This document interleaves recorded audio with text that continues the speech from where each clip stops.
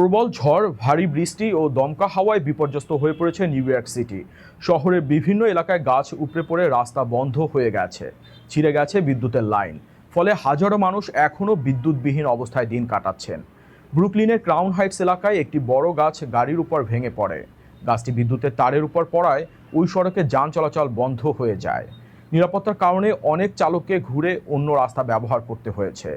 কয়েকদিনের রেকর্ড তাপপ্রবাহের পর সপ্তাহান্ত জুড়ে শুরু হয় ভারী বৃষ্টি ও ঝড়। এর প্রভাবে শহরে বিভিন্ন এলাকায় জলাবদ্ধতার সৃষ্টি হয়। ব্রুকলিনের বে পার্কওয়ে এলাকার রাস্তা ও ফুটপাত পানিতে তলিয়ে যায়।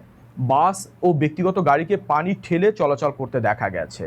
বিদ্যুৎ সরবরাহকারী প্রতিষ্ঠান কন এডিসন জানিয়েছে, ঝড়ের কারণে ক্ষতিগ্রস্ত প্রায় 1,73,000 গ্রাহকের মধ্যে 1,66,000-এরও বেশি সংযোগ ইতিমধ্যে পুনরুদ্ধার করা হয়েছে।